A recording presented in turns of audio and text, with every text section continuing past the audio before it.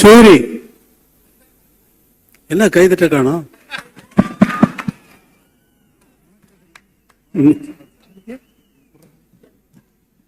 நீ கூப்பிட்டு வந்த ஆட்கள் எல்லாம் தட்ட சரியா வேலை செய்யல பத்தியா?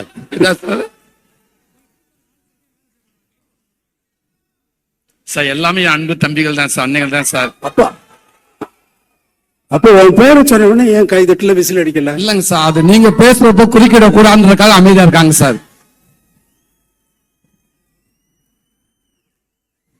இப்போ எத்தனை படத்துல நடிக்கிறீங்க?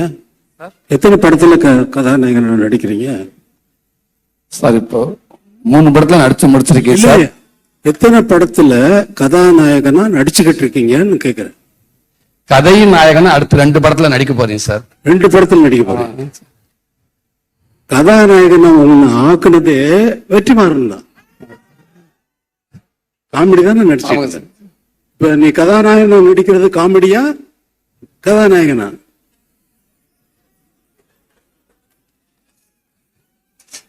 சும்மா சார், இதுவும் பதிவு தான் சார், வாழ்நாள் மறக்க முடியாத பதிவு தான் சார். இப்போ எல்லா படத்தினுடைய ஆடியோ ரிலீஸ் மாதிரி இந்த படத்தினுடைய நடக்கல.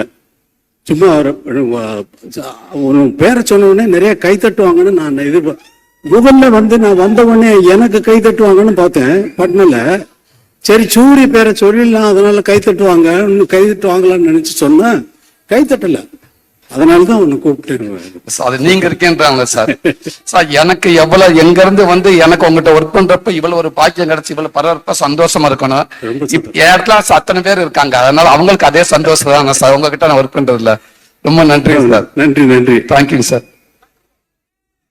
இப்ப எல்லா படத்தினுடைய ஆடியோ ரிலீஸ் ஃபங்க்ஷன் மாதிரி இங்க நடக்கல.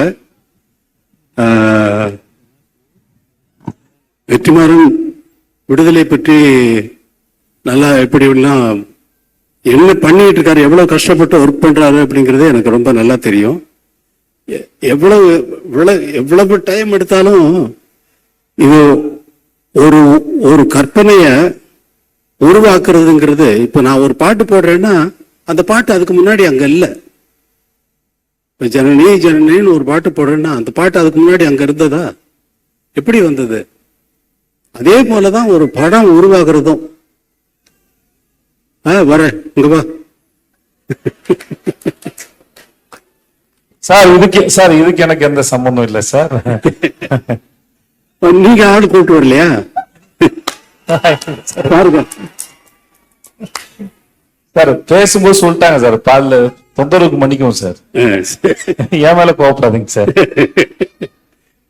இல்ல நீங்க உங்க 2 பேர் பேரை சொன்னாலே ஆடியன்ஸ் அவ்வளவு தூரம் ஆடியன்ஸ் நீங்க அவ்வளவு தூரம் கவர்ந்து வச்சிருக்கீங்களா இல்ல நிஜமா கூட்டு வந்தீங்களான்னு தெரியல.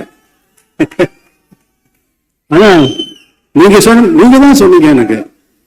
ஆமா சார், ஆமா சார். நீங்க தான் சூரி ஆள் கூட்டு வந்து சொல்லி அவர் தான் எனக்கு சொன்னாரு. இங்க இது விடுதலை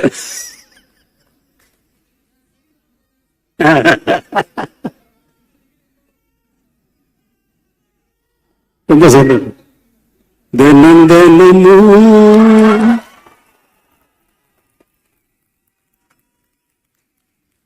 ஏன் நினைப்பு வளைக்கிறதே என்ன துளைக்கிறது. ஏண்டா இந்த உலகத்துல பிறந்தோம்னு தினம் தினமும் ஏன் நினைப்பு என்னையே வளைக்குதே என்னையே துளைக்குதேன்னு நான் பாடுறேன். அவ்வளவுதான். அதை தினம் தினமும் ஓ நினைப்புன்னு கதாநாயகிக்கு போட்டாச்சு. அது பாடுறதுக்கு சஞ்சய் சுப்பிரமணியம் அவர்களை வச்சு நான் பாட்டை எடுத்துட்டேன். எடுத்துனதுக்கு அப்புறமா வெற்றிமாறன் இல்ல சார் உங்க வாய்ஸ் வேணும்னாரு. அப்புறம் அவருக்குன்னு ஒரு பாட்டு மனசுல ஒரு மாதிரியா இருக்கு அப்படின்னு சொல்லி பாட்டேன். மனசுல ஒரு மாதிரியா இருக்கு. அமைதியா கேளுங்க. மனசுல ஒரு மாதிரியாயிருக்கு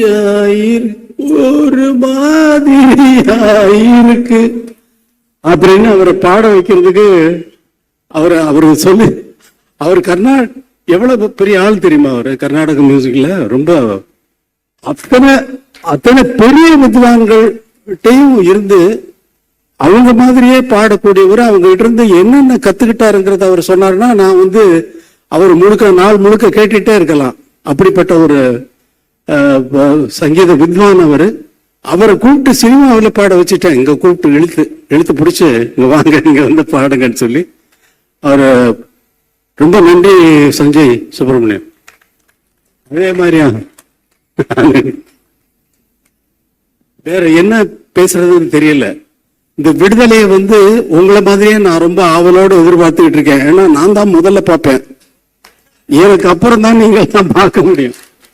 நான் தானே முதல் ரசிகன். எனக்கு தானே முதல்ல போட்டு காட்டுறீங்க. இப்ப நீங்களே பார்க்கறதுக்காக படம் எடுக்கிறீங்க இல்ல, எல்லாரும் பார்க்கறதுக்கு தான் படம் எடுத்திருக்காரு. இந்த படத்தை ரொம்ப ஆவலோடு எதிர்பார்த்துக்கேன். எல்லாரும் எதிர்பார்க்கிறது வந்து ஃபர்ஸ்ட் பார்ட் நினைச்சுக்கிட்டு செகண்ட் பார்ட்ல இப்படித்தான் வரும்னு எதிர்பார்க்காதீங்க.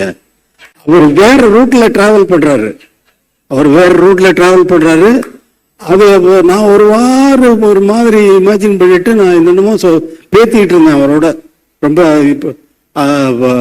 ஆனா அதெல்லாம் மீறி வந்து ஒரு நல்ல ஒரு வெற்றி படமா வந்து இதை வந்து ஆக்கணும். இந்த படம் வந்து நல்ல வெற்றி அடையணும். ஏன்னா அவ்வளவு உழைப்பு இருக்கு. இவ்வளவு பேரும் நல்லா உழைச்சிருக்காங்க. ராஜீவ் மேனன் சாரை பார்த்தா அவர் யாருன்னு கேட்டேன். நான் எனக்கு தெரியாது, நான் பார்த்ததில்லை.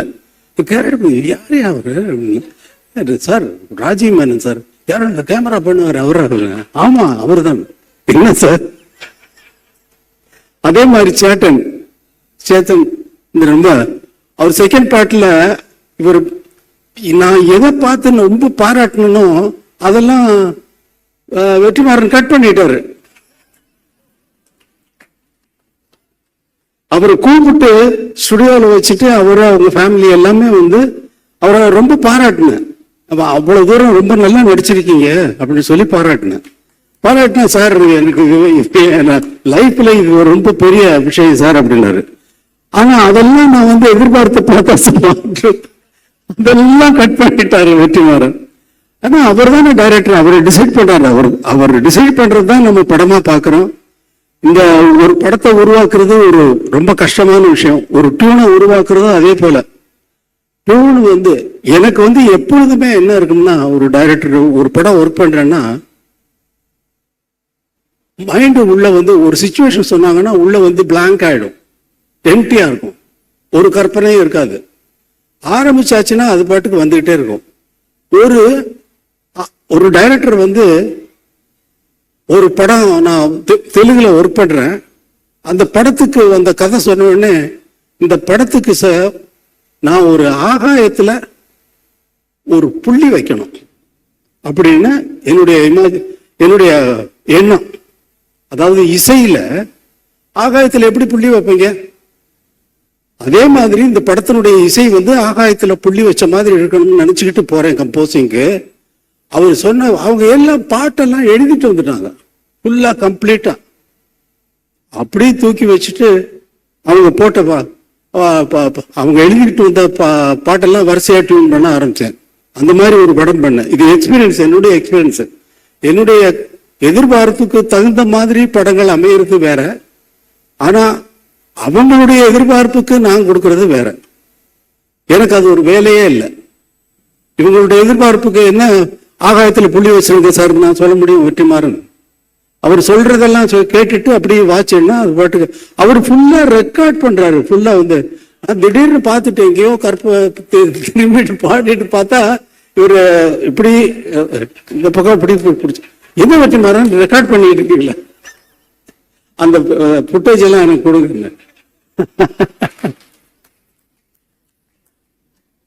அவர் வேற எங்கேயாவது போட்டாருன்னா அது நல்ல பிரைஸ் கிடைக்கும்.